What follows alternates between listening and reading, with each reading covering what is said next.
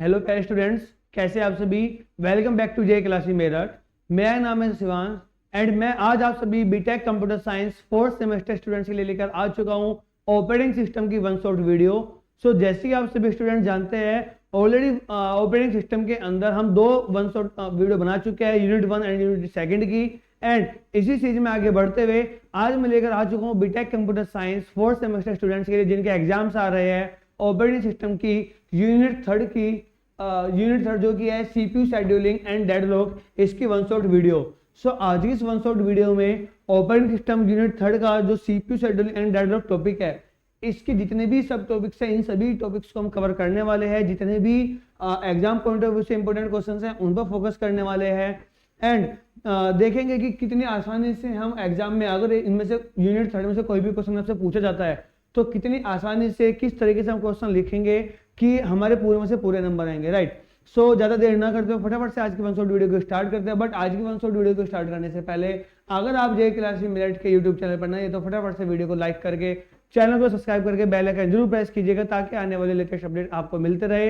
And जिसने अभी तक जे क्लासी मेरठ के टेलीग्राम चैनल को ज्वाइन नहीं किया, फटाफट से जाके जे क्लासी मेरठ के टेलीग्राम चैनल को ज्वाइन कर लीजिए ताकि वहां पर आपको पीडीएफ नोट्स वगैरह एंड लेटेस्ट अपडेट मिलते रहे। तो फटाफट से आज की इस वन शॉट वीडियो को स्टार्ट करते हैं unit 3 CPU scheduling and deadlock के साथ। तो सीपीयू शेड्यूलिंग एंड डेडलॉक जो कि यूनिट 3 है, इसका सबसे पहले अगर हम टॉपिक की बात करें तो इसमें जो फर्स्ट टॉपिक आता है वो आता है सीपीयू शेड्यूलिंग का इंट्रोडक्शन, राइट।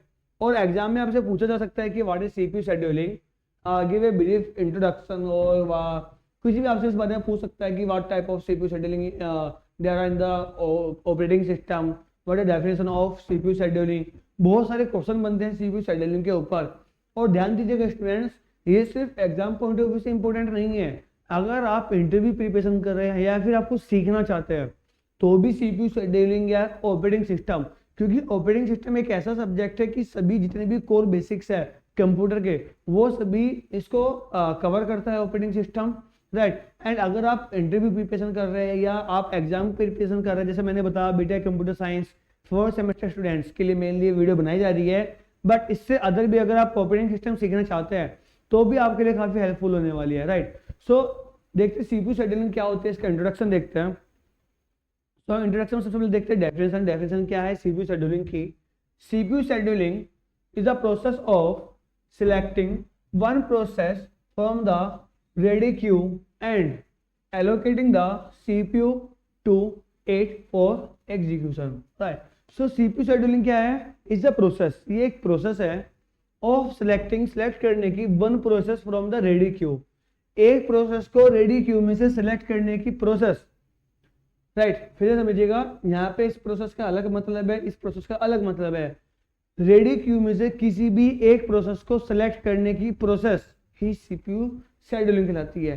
साथ साथ सिर्फ रेडी क्यू में से सिलेक्ट ही नहीं करना, साथ साथ उसको एलोकेट करना सीपीयू को, किस काम के लिए, एग्जीक्यूट करने के लिए। फिर से समझते हैं, रेडी क्यू में से किसी भी प्रोसेस को सिलेक्ट करके उसको सीपीयू को देना, ठीक है, सीपीयू को एलोकेट करना एग्जीक्यूट होने के लिए, ये सारी प्रोसेस सीपीयू शेड्यूलिंग कहलाती है, right. Since only one process can run on A CPU at a time in a single core system, हम सिंगल कोर सिस्टम की बात कर रहे हैं। Since only one process can run on a CPU at a time, जैसे कि सिर्फ एक ही प्रोसेस एक बार में एक सीपीयू पर रन हो सकती है अगर हम इन सिंगल कोर सिस्टम की बात करें। Scheduling ensures optimal and fair use of the CPU. Scheduling ensure करता है, हमें बताता है कि सीपीयू का ऑप्टिमल एंड फेयर यूज हो सके। अब ये तो इसकी डेफिनेशन हो गई, आपको अगर याद रखनी है तो आप याद रख सकते हैं, बट इसका समझना ट्राई करते हैं इसका मतलब क्या है। तो बेसिकली आसान शब्दों में अगर मैं बताऊं, सीपीयू शेड्यूलिंग का मतलब ये है कि हम सीपीयू जब हम बहुत सारे प्रोसेस एक साथ एग्जीक्यूट करना चाह रहे हैं तो उस टाइम पर हम ये कोशिश करते हैं कि वो प्रोसेस पहले एग्जीक्यूट हो, उस मतलब इस तरीके से हम शेड्यूलिंग करेंगे कि हमारा सीपीयू आइडल ना रहे, हमारा सीपीयू हमेशा काम करता रहे और जिससे हमारा सीपीयू का मैक्सिमम यूटिलाइजेशन हो सके, हमारी कोई भी प्रोसेस ज़्यादा इंतजार ना करे और हमारी जो एग्जीक्यूशन है वो काफ़ी ज़्यादा फास्ट हो सके। तो सीपीयू शेड्यूलिंग क्या है, किसी भी रेडी क्यू में जब भी हम कोई बहुत सारी प्रोसेस एक साथ एग्जीक्यूट करते हैं, राइट, हमने बहुत सारे एप्लीकेशन पे बार बार क्लिक किया वो सारी प्रोसेस एक साथ एग्जीक्यूट होना स्टार्ट हो गई। तो इन सारी प्रोसेस में से किसी एक प्रोसेस को एग्जीक्यूट करना और उसको सीपीयू को एलोकेट करना एग्जीक्यूट करने के लिए सेलेक्ट करके, जिससे हमारा सीपीयू का मैक्सिमम यूटिलाइजेशन हो सके, यही सीपीयू शेड्यूलिंग कहलाता है। राइट, पर्पज क्या होता है सीपीयू शेड्यूलिंग का? मैक्सिमाइज सीपीयू एफिशिएंसी, सीपीयू की एफिशिएंसी को मैक्सिमाइज करना, इंश्योर फेयरनेस अमंग प्रोसेसेस, जितने भी प्रोसेस है उनके बीच में फेयरनेस लाना। ऐसा नहीं है कि हमारी बहुत सारी प्रोसेस चल रही है, अब एक प्रोसेस तो ऐसी है जिसको हम एग्जीक्यूट कर ही नहीं रहे हैं, एक प्रोसेस ऐसी है जिसको बार बार एग्जीक्यूट कर रहे हैं। अब होगा क्या, मान लीजिए ए एंड बी दो प्रोसेस है, हम ए को तो बार बार एग्जीक्यूट कर रहे हैं बट बी को बार बार एग्जीक्यूट नहीं कर रहे, एक बार भी एग्जीक्यूट नहीं कर रहे, तो बी के साथ क्या फेयरनेस हो रही है? नहीं, बी के साथ फेयरनेस नहीं हो रही है। ए के साथ तो न्याय हो रहा है, बी के साथ अन्याय हो रहा है। राइट, तो इसीलिए हम कोशिश यही करते हैं कि जितनी भी प्रोसेस है उन सब में फेयरनेस बनी रहे, जिस हिसाब से प्रोसेस एग्जीक्यूट होनी चाहिए, जिससे हमारा सीपीयू की मैक्सिमम यूटिलाइजेशन हो सके, उसी हिसाब से हम उसमें एग्जीक्यूट करते हैं या सिलेक्ट करते हैं। Next one is improve system throughput.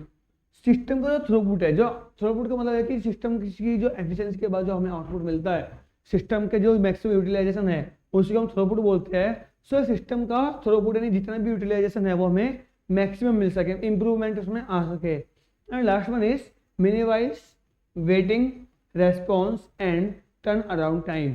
जो वेटिंग टाइम है किसी भी प्रोसेस का वो मिनिमाइज हो सके, रेस्पॉन्स टाइम मिनिमम हो सके and turn around time minimum हो सके। अब ये waiting time, response time and turn around time क्या होता है वो जस्ट अभी हम आज की वीडियो में देखने वाले हैं। तो अभी के लिए उम्मीद है कि आपको सीपीयू शेड्यूलिंग का इंट्रोडक्शन समझ में आ गया होगा। राइट, सो अब आगे बढ़ते हैं फटाफट से। एक बार फिर से आप क्यों समझ सकते हैं कि सीपीयू शेड्यूलिंग एक प्रोसेस है किसी भी प्रोसेस को सिलेक्ट करने की रेडी क्यू में से, जिसको हम सीपीयू को प्रोवाइड करते हैं, एलोकेट करते हैं एग्जीक्यूट करने के लिए। राइट, और हम ये चाहते हैं कि सीपीयू शेड्यूलिंग की हेल्प से हमारा सीपीयू की मैक्सिमम यूटिलाइजेशन हो सके। राइट, आगे बढ़ते हैं। Scheduling concept. अब शेड्यूलिंग में क्या क्या कॉन्सेप्ट हम यूज करते हैं? इंपॉर्टेंट टर्म्स, कुछ इंपॉर्टेंट टर्म्स हैं जिनका हम फ्रिक्वेंटली यूज करते रहेंगे, इसलिए इन पर फोकस करते हैं। So arrival time. अब अराइवल जैसा मैंने भी बताया, turn around time, waiting time, response time, इन तीन की तो अभी हम बात करके आ चुके हैं, बट 3 वर्ड्स हो रहे हैं, arrival time, burst time and completion time. अब वन बाय वन तीनों का मतलब छह का मतलब समझता है कि इनका मतलब क्या है। तो अराइवल टाइम का मतलब क्या होता है? Time and the process enter the ready Q. जिस समय कोई भी प्रोसेस रेडी क्यू में एंटर करती है उसको हम अराइवल टाइम बोलते हैं। बस्ट टाइम, बस्ट टाइम क्या होता है? Total time required by the process for CPU execution. So जितना भी टोटल टाइम लगने वाला है एक प्रोसेस को एग्जीक्यूट होने में, उसी को हम बस्ट टाइम बोलते हैं। Completion time, time eight which the process completes execution. जिस टाइम पर एक प्रोसेस अपना एग्जीक्यूशन कंप्लीट कर लेती है उसको हम कंप्लीशन टाइम बोलते हैं। टर्न अराउंड टाइम, अब टर्न अराउंड टाइम क्या होता है? Completion time minus arrival time. ये एक फॉर्मूले की तरह यहाँ पर यूज होने वाला है, completion time minus arrival time, ये होता है टर्न अराउंड टाइम। अब कंप्लीशन टाइम क्या होता है? Time eight which the process complete execution. जिस समय प्रोसेस एग्जीक्यूशन कंप्लीट हो जाती है उसको हम कंप्लीशन टाइम बोलते हैं। उस वजह से हम माइनस करेंगे अराइवल टाइम, जिस टाइम पर हमारी प्रोसेस एंटर हुई रेडी क्यू में। सो इस समय क्या मिल जाएगा? Turn around time. Basically turn around time क्या है कि पूरे प्रोसेस को एग्जीक्यूट होने में कितना समय लगा है उसी को हम टर्न अराउंड टाइम बोलते हैं। अब वेटिंग टाइम क्या है?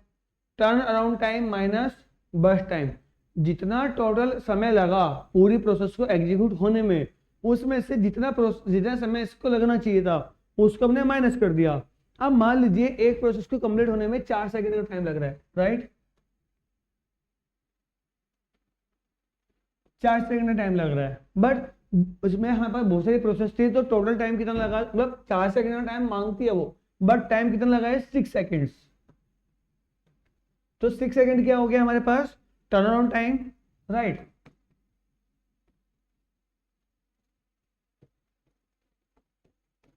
टर्न अराउंड टाइम हो गया हमारे पास 6 सेकंड। अब हमें निकालना है कि टोटल वेटिंग टाइम कितना लगा, कितना टाइम उसको लगा। तब हम कैसे निकालेंगे? हम निकालेंगे waiting time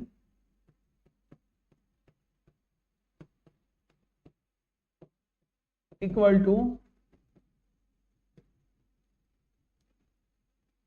turn around time minus burst time,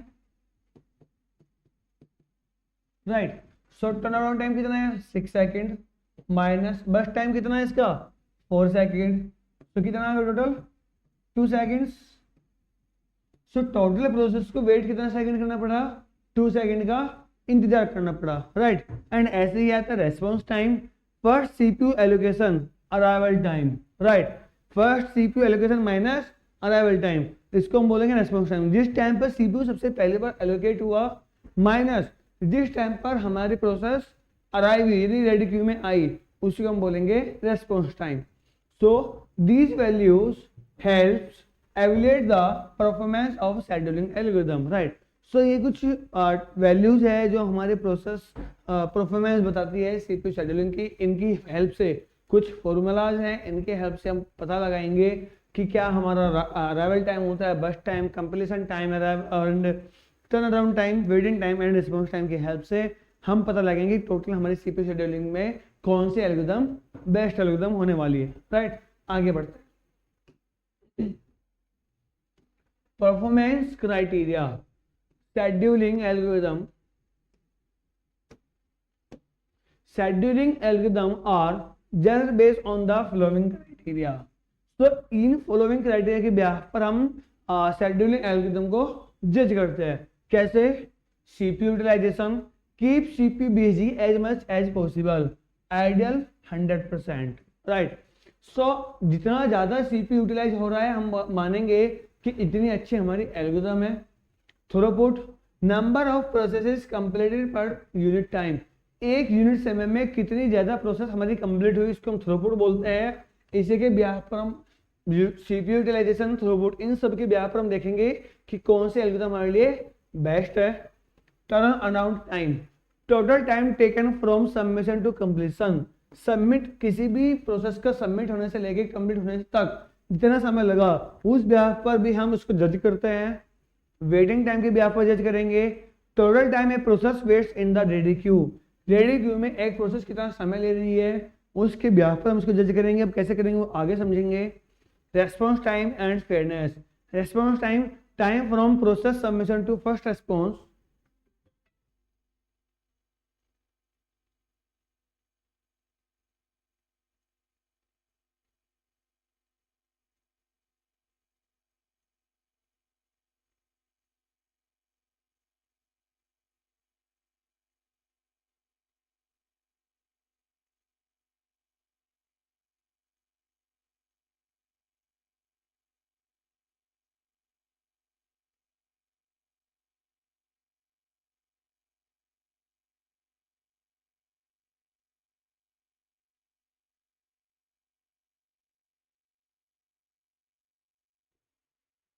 right. So response time, time from process submission to first response, जिस टाइम पर प्रोसेस सबमिट की गई है उसको फर्स्ट रेस्पॉन्स मिला उसको रेस्पॉन्स टाइम बोलते हैं, भी पढ़ कर आया है। And fairness, no process should suffer starvation और इनडेफिनाइट डिले। सो स्टारवेशन नहीं होनी चाहिए और इनडेफिनाइट डिले नहीं होना चाहिए। सो ये सब कुछ टर्म्स है, ये सब कुछ पैरामीटर्स है जिसके ब्याह पर हम किसी भी शेड्यूलिंग एल्गोरिथम को जज करते हैं कि कौन सी शेड्यूलिंग एल्गोरिथम बेस्ट होने वाली है, राइट। नाउ प्रोसेस स्टेट्स, एक प्रोसेस की क्या क्या स्टेट होती है। सो ए process goes through multiple stages during its life cycle. So जब हमने किसी प्रोसेस को स्टार्ट किया तब वह प्रोसेस कितने स्टेज से होकर गुजरती है उसी को हम प्रोसेस स्टेज बोलते हैं, राइट। सो सबसे पहले अब इसके हम प्रॉपर लाइफ साइकिल की बात करने वाली है। तो प्रॉपर लाइफ साइकिल क्या होती है कि प्रोसेस कब स्टार्ट हुई, कब पैदा हुई वो, और कब उसने वर्क स्टार्ट किया, कब उसने वेट किया, कब वेट कंप्लीट हो गई, ये सभी क्या कहलाते हैं हमारा प्रोसेस स्टेट्स कहलाती है, right. So new, the process is being created, जब कोई प्रोसेस क्रिएट की जाती है, जब कोई प्रोसेस क्रिएट की गई तो वही क्या कहलाएगा न्यू, ये कब है न्यू कंडीशन में या न्यू स्टेट में, right. Now next one is ready,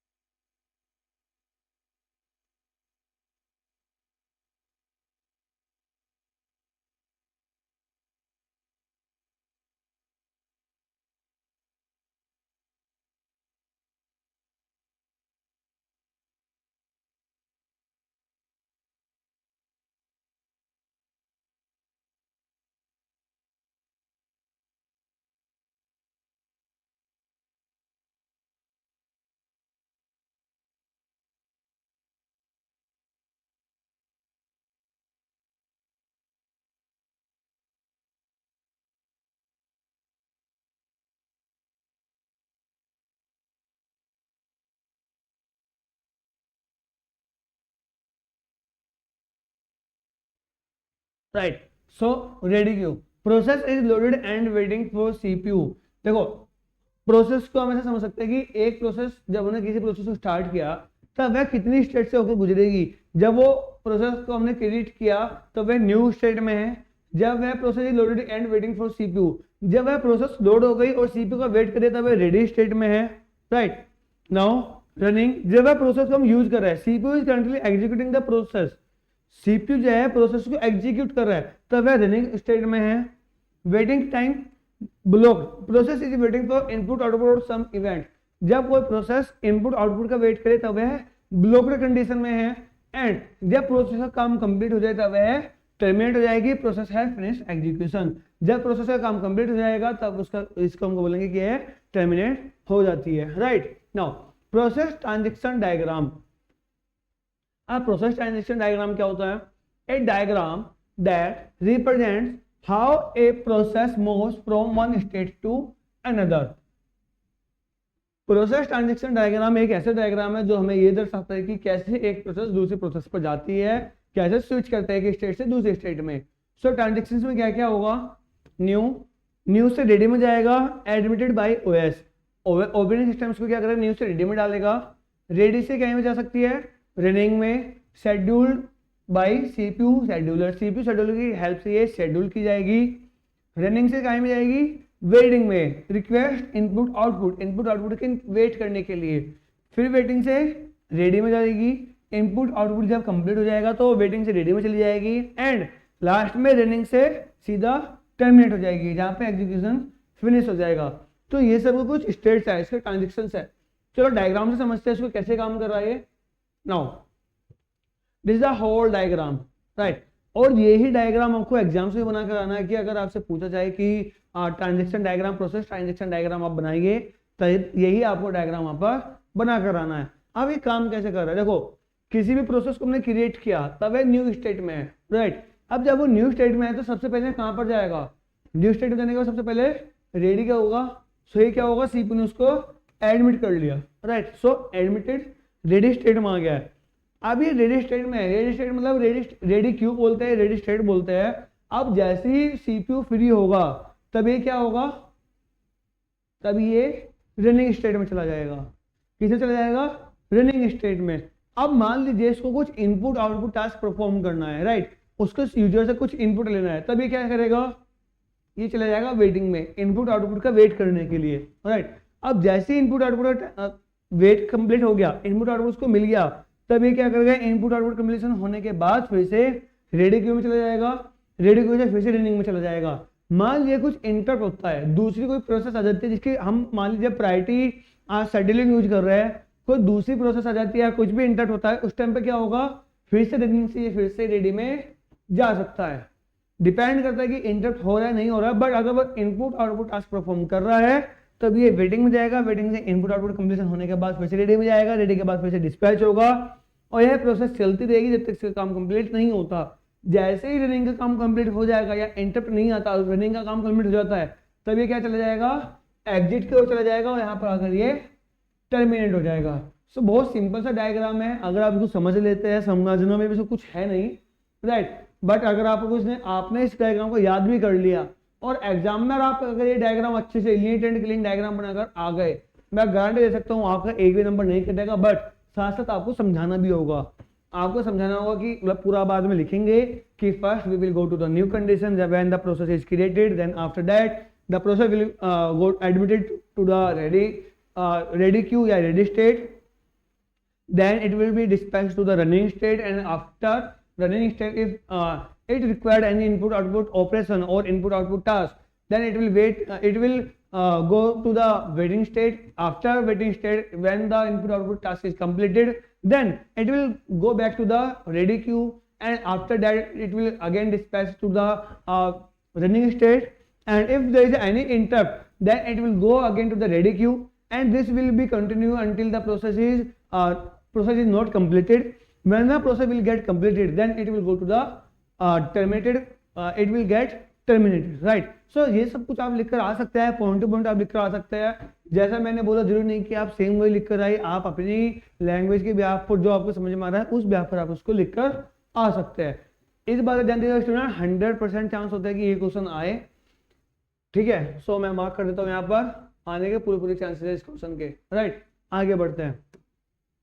now types of schedulers, schedulers के क्या क्या टाइप्स हैं।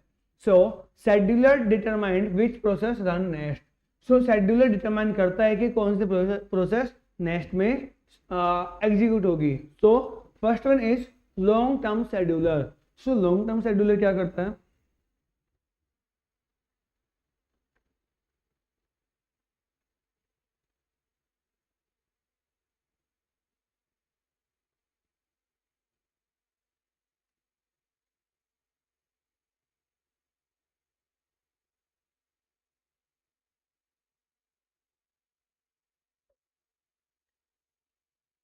तो लॉन्ग टर्म शेड्यूलर क्या करता है, control the degree of multi programming degree को कंट्रोल करता है and select processor to be brought into memory, right. समझेंगे इनको कैसे काम कर रहा है प्रॉपर।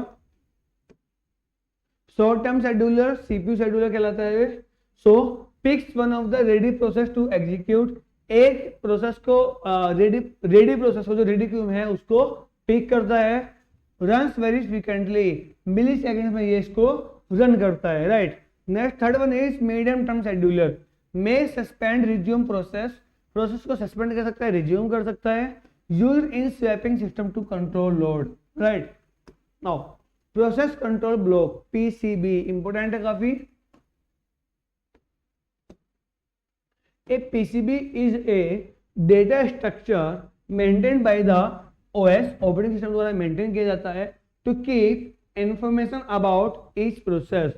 पीसीबी क्या है, प्रोसेस कंट्रोल ब्लॉक एक तरीके का डेटा स्ट्रक्चर है जो जितनी भी प्रोसेस एग्जीक्यूट हो रही है उन सबकी इंफॉर्मेशन को कीप करता है, नहीं अपने पास स्टोर करता है, राइट। क्या क्या कंटेन करता है ये, प्रोसेस आईडी, प्रोसेस की एक जो आईडी होती है, हर प्रोसेस की एक यूनिक आईडी होती है, उसको स्टोर करता है।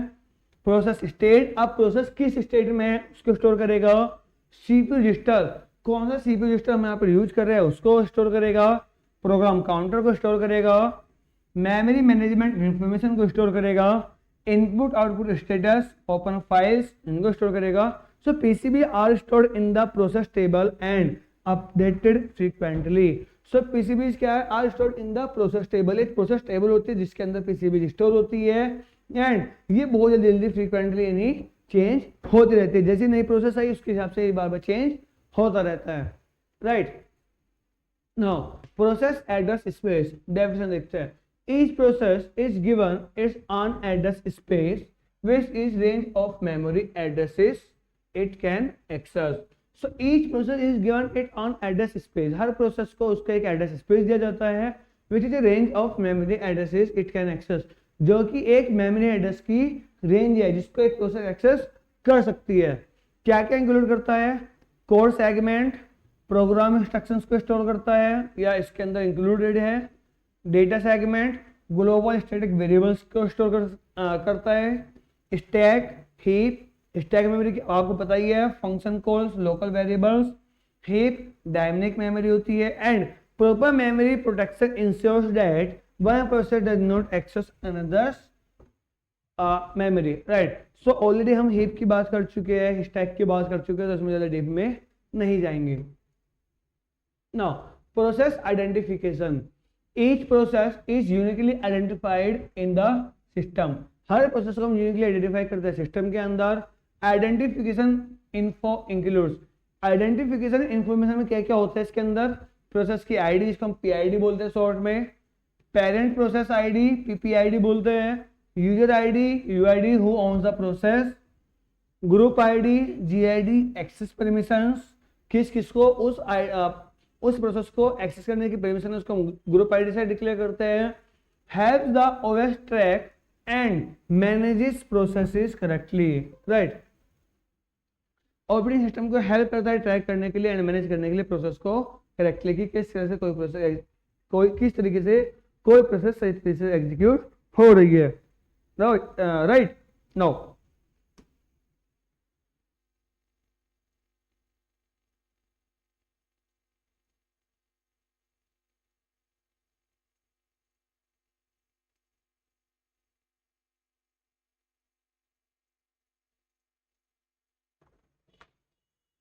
Now threads and there management.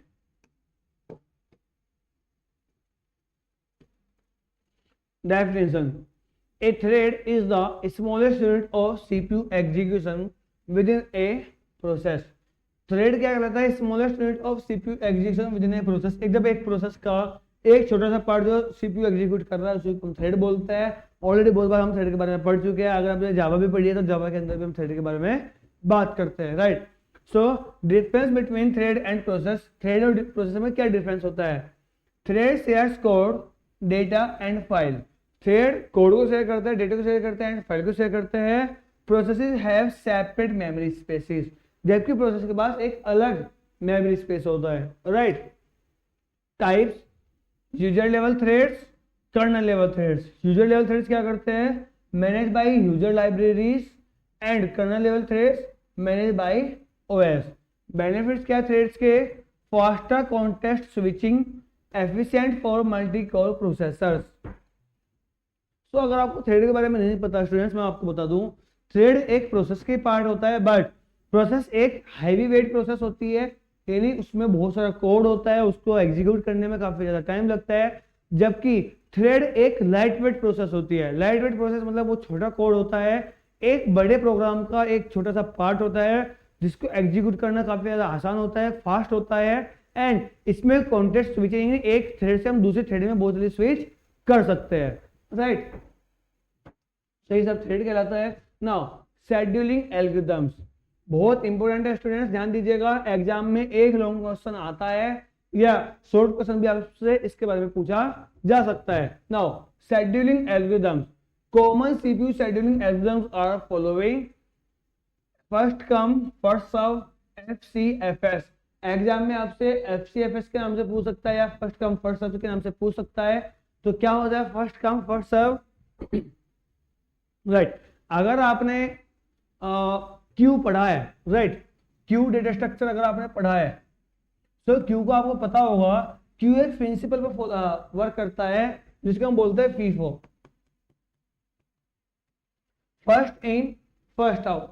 यानी पहले आओ पहले जाओ, जो पहले आएगा वो पहले जाएगा. यहाँ पर है फर्स्ट कम फर्स्ट सर्व, जो पहले आएगा वो पहले पाएगा. कैसे? एक बहुत अच्छा रियल लाइफ एग्जांपल इसका दिया जाता है. मान लीजिए आप बैंक की लाइन में खड़े हैं, राइट. बैंक की लाइन में खड़े हैं, वहां पर जो सबसे पहले लाइन में आगे लगा हुआ है सबसे पहले उसको सर्विस प्रोवाइड की जाएगी.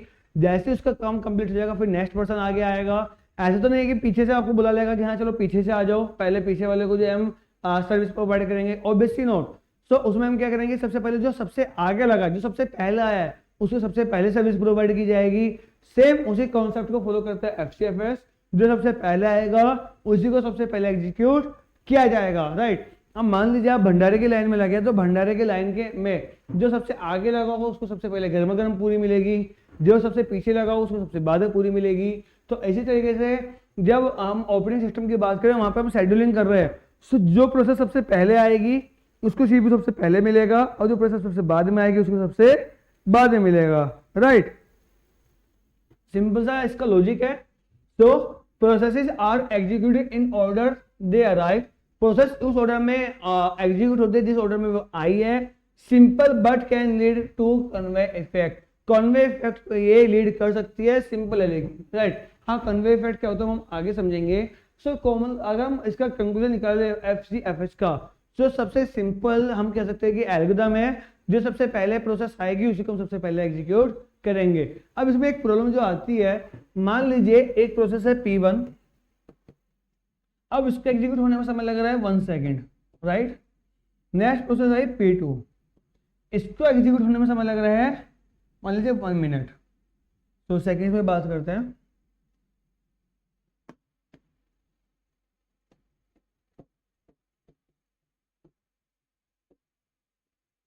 राइट. एंड थर्ड प्रोसेस है P3 जिसको टाइम लग रहा है सिर्फ 2 सेकेंड. अब इसका रूल क्या है एफसीएफएस का? मान लीजिए सबसे पहले P1 आई तो सबसे पहले P1 को 1 सेकेंड के लिए एग्जीक्यूट करेगा. फिर P2 आई, P2 को 60 सेकेंड के लिए एग्जीक्यूट करेगा. फिर P3 आई, P3 को 2 सेकेंड के लिए एग्जीक्यूट करेगा. अब प्रॉब्लम कहां पर आती है? मान लीजिए P3 का काम है सिर्फ 2 सेकेंड का, बट उसको क्या है उसको 60 सेकंड वेट करना पड़ रहा है। अब यहाँ पे सिर्फ 60 सेकंड की बात है, मान लीजिए 4 मिनट 5 मिनट 10 मिनट तक वेट करना पड़ जाए तो P3 क्या होगा, विदाउट मतलब बिना बात ही रेडी क्यू में पड़ा रहेगा, जो कि मेमोरी वेस्टेज होगी, टाइम की वेस्टेज होगी, सीपीयू की वेस्टेज होगी। तो इन सबको काम से बचने के लिए हम अलग अलग टेक्निक्स यूज करते हैं, बट ये प्रॉब्लम आती है FCFS में। अब FCFS को समझते हैं डायग्राम से। अब प्रोसेस है यहाँ पर P1, P2, P3, P4 and P5, 5 process हम ले रहे हैं। अब अराइवल टाइम, कौन सी प्रोसेस इस टाइम पर रेडी क्यू में आई? सबसे पहले आई P1, 0 अराइवल टाइम पर आई, फिर 3 टाइम पे P2 आ गई, P3 5 सेकंड में आ गई, P4 6 टाइम में आई एंड P5 8 टाइम में आई। अब P1 का बर्स्ट टाइम, यानी P1 जो प्रोसेस है जो सबसे पहले आई है उसको एग्जीक्यूट होने में कितना समय लग रहा है? 10 सेकंड लग रहा है। ये जो डायग्राम बना हुआ है इसको जो नीचे बना हुआ है इसको हम बोलते हैं गैंट चार्ट, राइट। काफी इंपोर्टेंट है, एग्जाम में आपको बनाकर आना है। अगर कोई भी न्यूमेरिकल आ जाए या आपसे पूछ ले जाए FCFS प्रायोरिटी किसी भी शेड्यूलिंग के बारे में पूछ ले जाए तब आपको गैंट चार्ट जरूर बनाकर आना है। अब यहाँ पे है बर्स्ट टाइम। बर्स्ट टाइम मतलब एक प्रोसेस को कंप्लीट होने में कितना समय लग रहा है। अब 0 सेकंड पर आई, सो यहाँ पर लिखा हुआ है 0 टाइम। 0 टाइम पर आई, 10 सेकंड के लिए हमने उसको एग्जीक्यूट किया, सो 10 सेकंड के लिए P1 को एग्जीक्यूट किया, राइट। अब P2 3 सेकंड पर आ गया। अब 3 सेकंड पर तो आ गया, बट ये कब कंप्लीट होगा? जब 10 सेकंड कंप्लीट हो जाएगी। सो 10 सेकंड के बाद P2 को एग्जीक्यूट किया, कितने टाइम के लिए? 5 सेकंड के लिए। 5 सेकंड के लिए यहाँ पर एग्जीक्यूट कर लिया। अब P3 5 पर आ गई थी, P3 यहाँ पर 5 पर होना चाहिए था, राइट। यहाँ पर P3 होना चाहिए था, जबकि वो 5 सेकंड पर आ गया, बट ये कब आएगा? 15 सेकंड के बाद। 5 सेकंड पर आना चाहिए था, जबकि आएगा 15 सेकंड के बाद, इस राइट।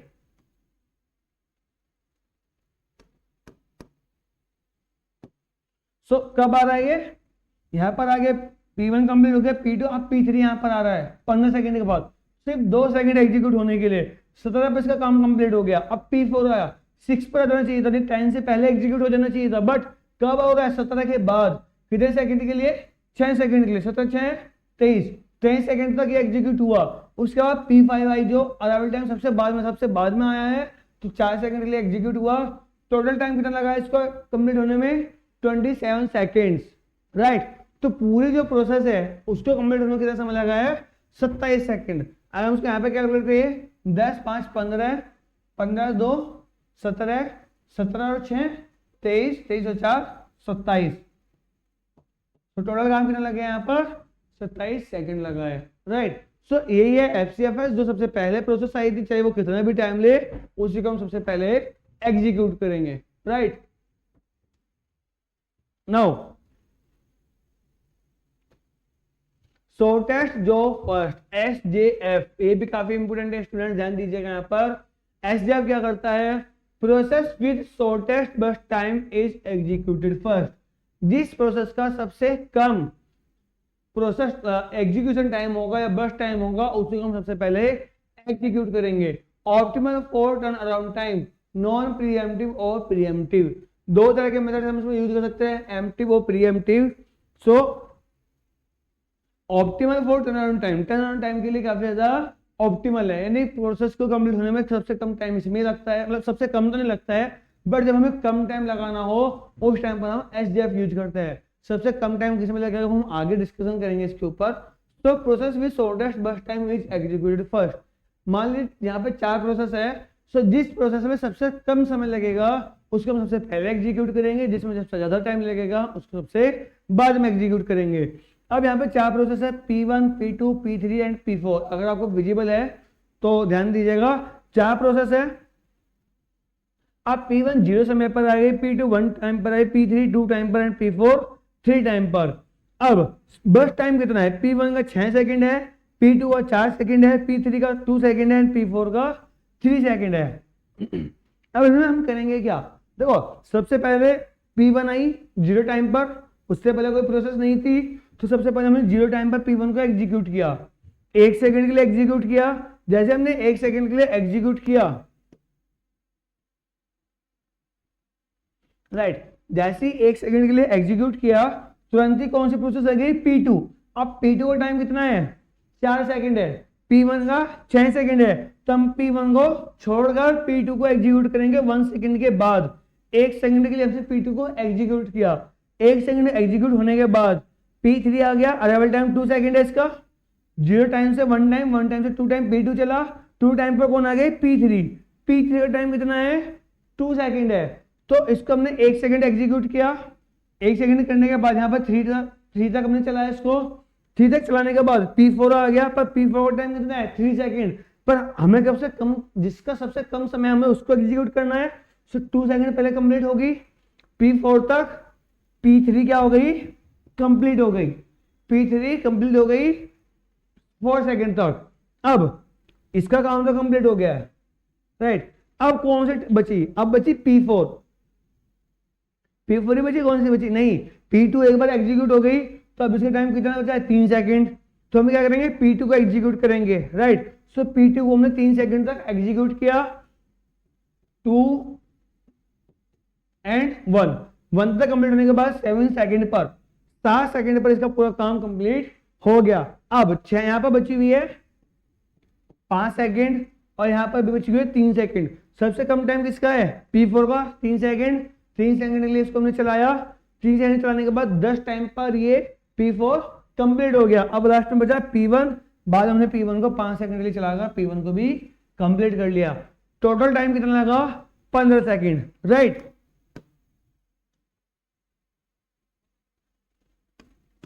यहां पर 6 और 4 10 और 3 15 सेकंड में हमारा टास्क पूरा हो गया है।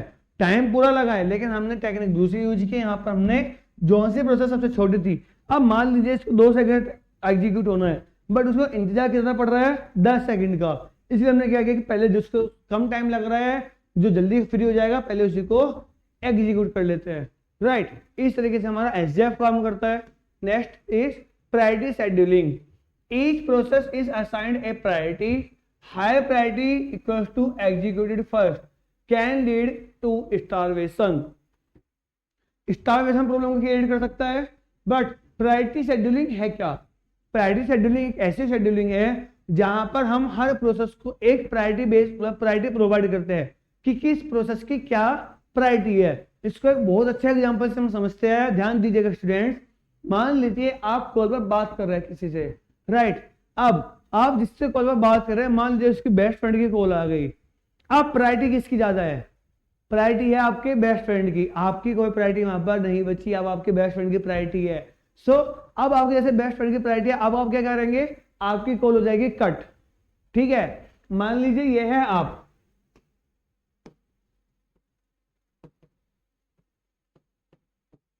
ये है आप, और आप लगे हुए हैं किसी से बात पर, नाम नहीं लूंगा, किसी के जेंडर की बात नहीं करूंगा, यहाँ पर कंट्रोवर्सी मुझे क्रिएट नहीं करनी है, ठीक है। सो आप इनसे बात कर रहे हैं और ये आपसे बात कर रहे हैं, अब वहां पर थर्ड पर्सन आ गया। अब आपकी प्रायोरिटी है, आपको पता है आपकी प्रायोरिटी कितनी है, ठीक है। मैं नहीं बताऊंगा यहाँ पर आपकी प्रायोरिटी कितनी है।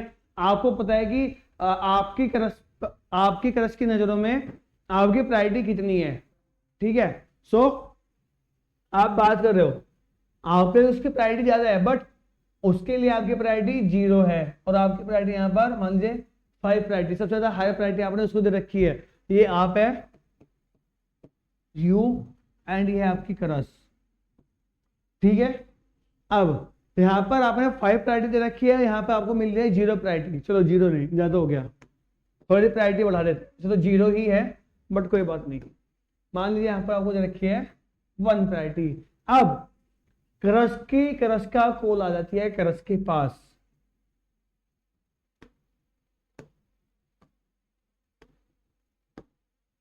ये रहा, स्मार्ट है, ठीक है। अब ये है क्रश का क्रश,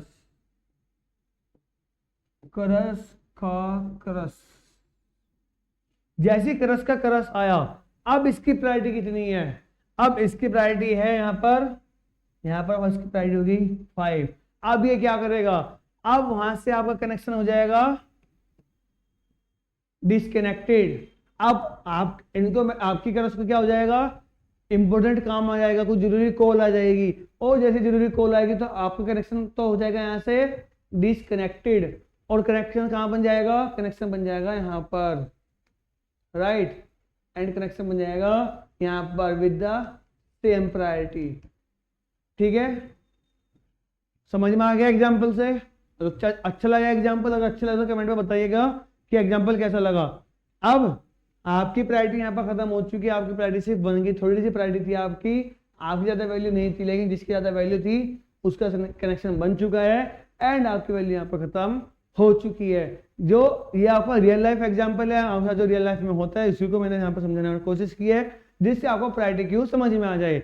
सेम उसी प्रकार हम सीपीयू के अंदर करते हैं।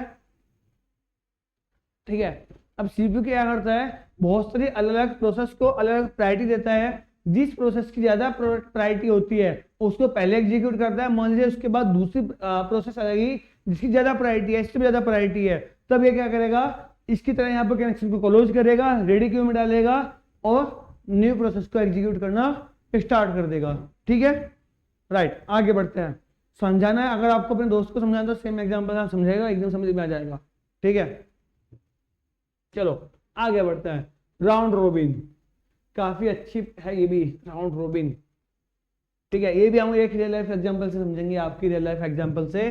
सो each process gets a fixed time slice, हर प्रोसेस को एक फिक्स टाइम स्लाइस यानी एक क्वांटम टाइम दिया जाता है। मान लीजिए यहाँ 4 प्रोसेस है, हर प्रोसेस को 1-1 सेकंड का टाइम दिया जाएगा। ठीक है, suitable for time sharing system, time sharing system के लिए ये सुटेबल है। ये क्या करता है, इसमें मान लीजिए 4 प्रोसेस है, सीपीयू क्या करेगा, हर प्रोसेस को एक, मान लीजिए 1 सेकंड टाइम दिया तो P1 को 1 सेकंड के लिए एग्जीक्यूट करेगा, P2 को 1 सेकंड के लिए एग्जीक्यूट करेगा, P3 को 1 सेकंड के लिए एग्जीक्यूट करेगा, फिर P4 को 1 सेकंड के लिए एग्जीक्यूट करेगा। P4 से कंप्लीट होने के बाद फिर से P1 पर जाएगा, फिर P2, फिर P3, फिर P4, ऐसे 1 बाय 1 सारे प्रोसेस को एग्जीक्यूट करता रहेगा। उसको भी एक एग्जांपल से समझते हैं। ठीक है, ये वह है जिसके रिजल्ट में आपकी कोई वैल्यू नहीं है, चलो कुछ वैल्यू है, ठीक है, बुरा मत मानना। अब यहां पर है 4 अलग अलग पर्सन, ये क्या बन गया, अच्छा बनना है, चलो ठीक है।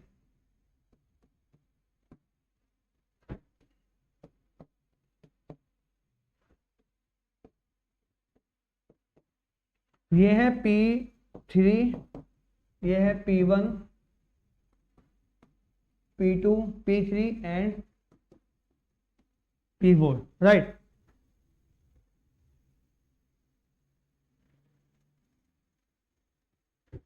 तो क्या हो रहा है यहां पर इन्होंने पहले 1 सेकंड का बात की इनसे, कितनी, 1 सेकंड, 1 सेकंड बात करने के बाद बात की इनसे, P2 से, फिर P3 से, फिर P4 से, राइट। दूसरे तरीके से समझते हैं इसको,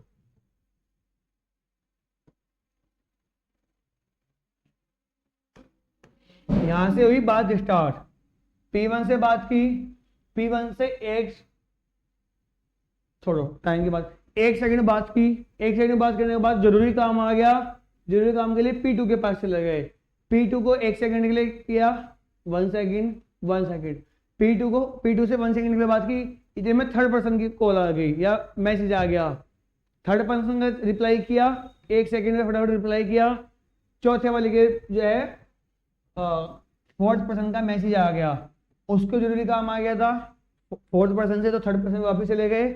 इसी तरीके से प्रोसेस चलती रहेगी एंड कटता रहे, सॉरी मतलब सीपीयू काम करता रहेगा।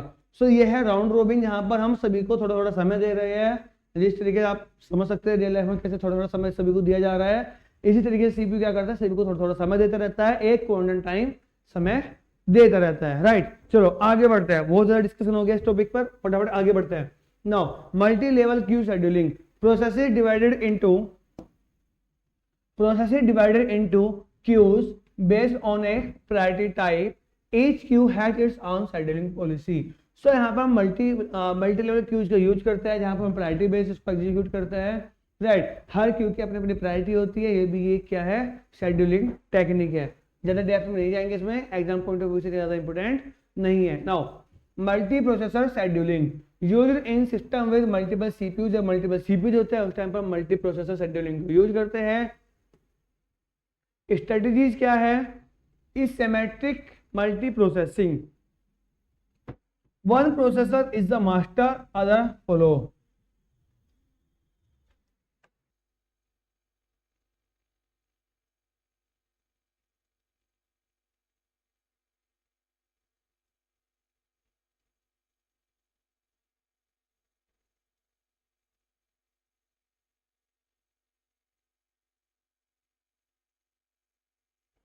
Asymmetric multi processing, one process is the master other follow. Asymmetric में क्या होगा, एक प्रोसेसर क्या होगा, मास्टर होगा, बाकी सब उसको फॉलो करेंगे। एंड सिमेट्रिक मल्टी प्रोसेसिंग जिसको हम शॉर्ट में एसएमपी बोलते हैं, all processor are equal shared ready queue. Okay, so सभी प्रोसेसर्स क्या है, इक्वल है, एंड सभी क्या है, रेडी क्यू को शेयर कर रहे हैं। चैलेंजेस क्या आते हैं इसमें, लोड बैलेंसिंग में आता है problem, and processor affinity, keeping a process on the same CPU. Right, now आगे बढ़ते हैं। डेडलॉक इंट्रोडक्शन, काफी इंपोर्टेंट टॉपिक आज की इस यूनिट का, and exam point of view में 100% डेडलॉक आपके पास आना ही आना है। सो डेडलॉक होता क्या है, डेफिनेटली की बात करें, a deadlock is a situation in which two or more processes are waiting indefinitely for resources held by each other and none can proceed। चलो डेफिनेशन छोड़ते हैं, रियल लाइफ में समझना ट्राई करते हैं। डेडलॉक एक ऐसी कंडीशन है जहां पर दो या दो से ज्यादा प्रोसेस या दो या दो से ज्यादा पर्सन एक दूसरे की, मतलब मान लीजिए मुझे आपसे कुछ चाहिए, आपको मुझसे कुछ चाहिए, मैं आपको कह रहा हूँ पहले तू दे, तुम कह रहे हो कि पहले तू दे। सो हम दोनों आपस में कह रहे हैं कि पहले तू दे, पहले तू दे। दोनों में से कोई भी देने के लिए रेडी नहीं है, दोनों को एक दूसरी रिक्वायरमेंट है, बट पहले कोई भी कदम आगे बढ़ाना नहीं चाहता, उसी को हम डेडलॉक बोलते हैं। सो यहाँ पर डेडलॉक क्या है, deadlock is a situation in which two more processes are waiting indefinitely for resource held by each other and none can proceed। सो दो या दो से ज्यादा प्रोसेस जब एक दूसरे के रिसोर्स को रिक्वायरमेंट होती है, नीड होती है, बट दोनों में से मतलब दो या दो से ज्यादा प्रोसेस, कोई भी प्रोसेस एक दूसरे के रिसोर्स को शेयर नहीं करना चाहती, पहले कहते हैं कि पहले रिसोर्स मुझे चाहिए, इसको हम डेडलॉक बोलते हैं। राइट, एग्जांपल यहां पर दिया हुआ है, process A hold resource X and waits for Y. Right, so A process है, एक्स का वेट कर रही है, और and wait for sorry resource X and waits for Y.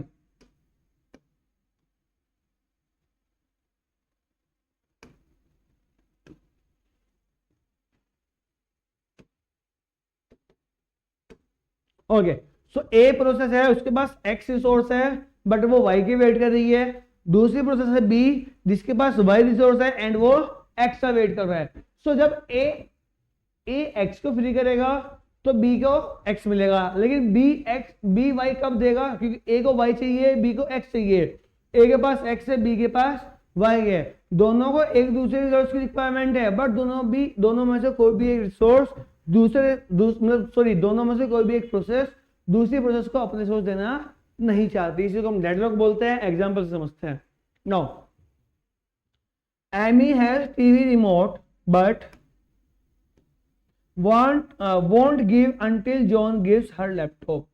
Amy के पास टीवी का रिमोट है, बट वह जॉन को तब तक रिमोट नहीं देना चाहती जब तक वह उसको लैपटॉप नहीं मिल जाता। So Amy wants laptop, Amy को लैपटॉप चाहिए, John has laptop but won't give until Amy gives him remote, TV remote. अब देखो, एमी को लैपटॉप चाहिए, लैपटॉप किसके पास है, जॉन के पास, जॉन को रिमोट चाहिए, रिमोट किसके पास है, एमी के पास। चलो आसान शब्दों में समझते हैं। एमी के पास रिमोट है, जॉन के पास लैपटॉप है, एमी को लैपटॉप चाहिए, जॉन को रिमोट चाहिए। एमी बोले कि पहले तू मुझे लैपटॉप दे, जॉन बोले कि पहले तू मुझे टीवी का रिमोट दे। तो ये क्या एक डेडलॉक कंडीशन होगी, दोनों में से कोई भी पहले देने के लिए तैयार नहीं है, और यहाँ पर क्या होगा, एक डेडलॉक ऑकर हो जाएगा जिसका कोई भी सॉल्यूशन नहीं निकलेगा, ठीक है। अनदर एग्जांपल से समझेंगे। Now deadlock system model, resources can be CPU cycles, memory, files, input output devices, processing request and release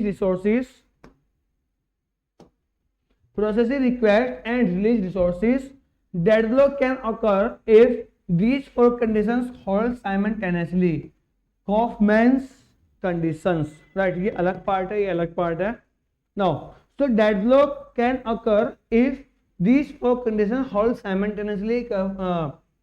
Kaufman's condition. So अगर ये चारों कंडीशन एक साथ occur हो जाती है उस टाइम पर डेडलॉक occur होगा।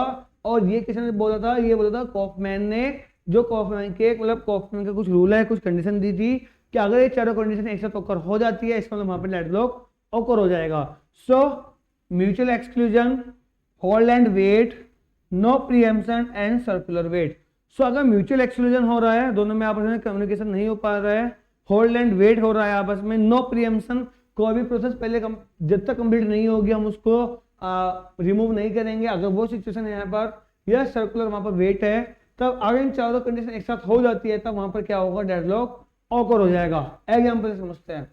नाउ प्रोसेस 1 है, उसको रिसोर्स 2 चाहिए, प्रोसेस 2 है, उसको रिसोर्स 2 चाहिए। अब प्रोसेस 1 के पास रिसोर्स 2 है बट रिसोर्स 1 चाहिए, प्रोसेस 2 के पास रिसोर्स 1 है और रिसोर्स 2 चाहिए। दोनों में से कोई भी रिसोर्स एक दूसरे को शेयर करना नहीं चाहता और यहाँ पर क्या हो जाएगा? डेडलॉक ऑकर हो जाएगा, right. Now deadlock characterization, mutual exclusion क्या होता है?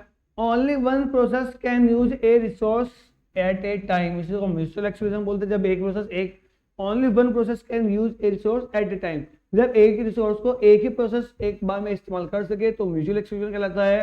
होल्ड एंड वेट,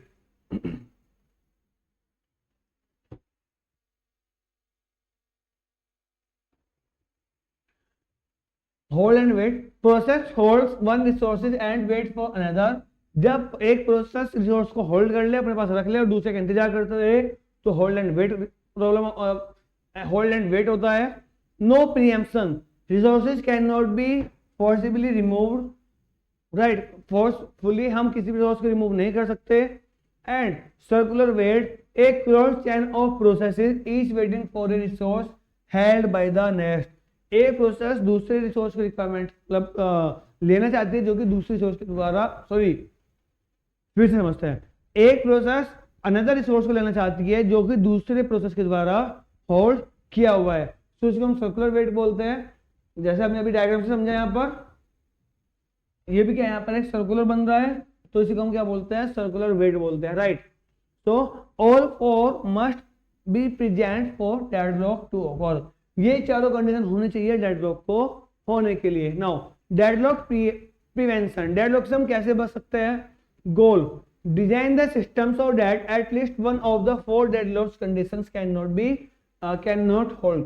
सो हमारा गोल क्या है? हमें एक ऐसा सिस्टम डिजाइन करना है कि चारों में से कोई भी एक कंडीशन वहां पर ना हो, क्योंकि अगर एक भी कंडीशन हमने वहां पर रिमूव कर दिया तो डेडलॉक वहां पर नहीं होगा। Example, avoid hold and wait, require all resources at one. हम होल्ड एंड वेट को सोचेंगे तो ट्राई करेंगे उसको हम अवॉइड कर सके। Hold and wait process hold one resource and waits for another, हम होल्ड एंड वेट को क्या करेंगे? रिमूव करना ट्राई करेंगे। कैसे? हम सारे रिसोर्स एक ही सिस्टम को, एक ही प्रोसेस को प्रोवाइड करेंगे जिससे होल्ड एंड वेट वहां पर फॉल्स हो जाएगा एंड वहां पर डेडलॉक ऑकर नहीं होगा। Avoid circular wait, assign ordering to resources, right. Trade off can reduce system utilization and flexibility, right. So deadlock क्या कर सकता है? System can reduce system utilization, system utilization को रिड्यूस कर सकता है एंड फ्लेक्सिबिलिटी को रिड्यूस कर सकता है। Now deadlock avoidance, system dynamically examines the resource allocation state to ensure deadlock will not occur. So ये सब क्या है? डेडलॉक प्रिवेंशन में एक ये क्या एक तरीका है, avoid hold and wait, avoid circular wait. Another तरीका क्या है? Deadlock avoidance, system dynamically examines the resource allocation state to ensure deadlock will not occur. System क्या करेगा? डायनेमिकली एग्जामिन करेगा कि रिसोर्स या सभी तरह से रिसोर्स एलोकेशन स्टेट को जिससे डेडलॉक ओकर नहीं होगा। नेक्स्ट है banker's algorithm, similar to granting a loan only if it is safe, check if system remains in safe state after resources allocation, safe state a state where all process can complete execution. तो banker's algorithm क्या कहती है, similar to granting a loan only if it is safe, हम loan तभी देंगे जब वह safe है, अदरवाइज हम लोन नहीं देंगे। Check if system remains in safe state, हम चेक करेंगे कि सिस्टम सेफ स्टेट में है या नहीं है, अगर सेफ स्टेट में है तभी हम उसको आगे एग्जीक्यूट करेंगे। आफ्टर रिसोर्स एलोकेशन, रिसोर्स को एलोकेट करने के बाद हम चेक करेंगे कि हमारा जो सिस्टम है वो सेफ स्टेट में है या नहीं है। अब सेफ स्टेट क्या कहलाती है, a state where all process can complete execution, safe state वह स्टेट कहलाती है जहां पर सारी प्रोसेस एग्जीक्यूशन को कंप्लीट कर सके, right. Now deadlock detection, let the system enter deadlock and then detect it, system deadlock में एंटर करेगा, उसको डिटेक्ट कर लेगा। डिटेक्शन मैकेनिज्म क्या क्या है, मेंटेन ए रिसोर्स एलोकेशन ग्राफ, आरएजी। अब आरएजी क्या होता है हम आगे देखेंगे, हम आरएजी बना सकते हैं जिससे हमें पता लग जाएगा कि डेडलॉक क्यों ओकर हो रहा है, कैसे ओकर हो रहा है। Periodically check for cycle in the graph, cycle क्या कहलाता है, deadlock. Recovery is needed after detection, अगर डिटेक्शन हमें पता लग जाता है, हमने अगर आरएजी बनाया, रिसोर्स एलोकेशन ग्राफ बनाया और उसके बाद हमें पता लगता है यहाँ पे डेडलॉक है, तो वहां पे हमें इसकी रिकवरी करनी पड़ेगी, राइट, और अदरवाइज डेडलॉक होकर हो जाएगा। Now recovery from deadlock, deadlock से हम रिकवरी कैसे कर सकते हैं, recovery methods, process termination, kill all deadlock processes. अगर डेडलॉक ओकर हो भी जाता है, राइट, अब हम करें क्या, तब क्या करना पड़ेगा हमें, किल ऑल डेडलॉक प्रोसेसेस, जितनी भी प्रोसेस है जो डेडलॉक में फंसी हुई है उन सबको हमें किल करना होगा, उन सबको हमें टर्मिनेट करना होगा। और kill one at a time until deadlock breaks, या फिर किसी एक प्रोसेस को भी हम किल कर सकते हैं जब तक हमारा डेडलॉक ब्रेक नहीं होता। दूसरा क्या मेथड है, resource preemption, take resources away from some processes, कुछ प्रोसेस से हम रिसोर्स को अवे कर लेंगे, दूर कर लेंगे। Roll back to previous safe state, जिससे वो फिर से सेफ स्टेट में जा सके। ड्रॉबैक क्या है रिसोर्स प्रीएम्पशन का, may lead to starvation और सिस्टम एक्सटेंसिबिलिटी, राइट। अब समझेंगे आगे क्या होता है ये। नाउ समरी, आज की समरी क्या है, आज हमने क्या क्या पढ़ा यूनिट 3 ऑपरेटिंग सिस्टम में, तो उसके ऊपर समरी है, देखते हैं हमने क्या क्या पढ़ा है।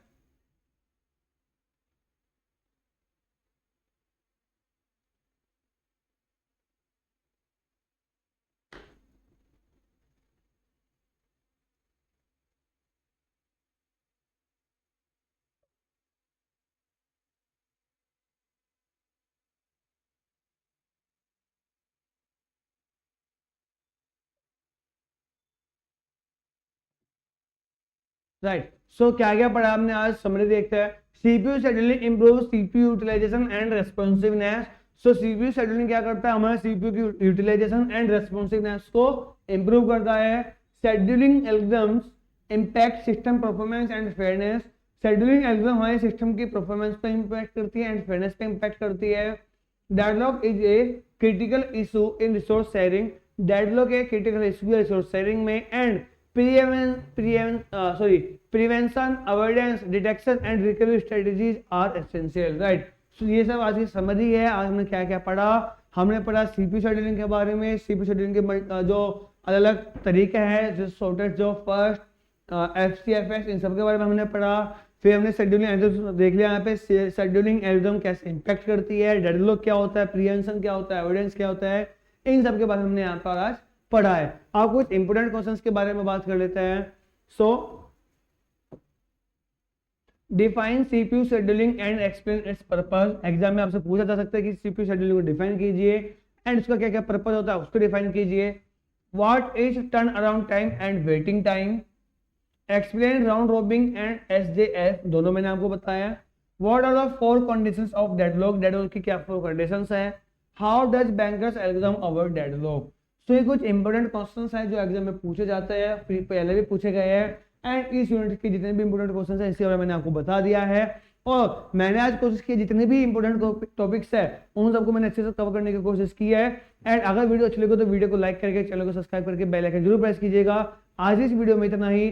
जय हिंद, जय भारत।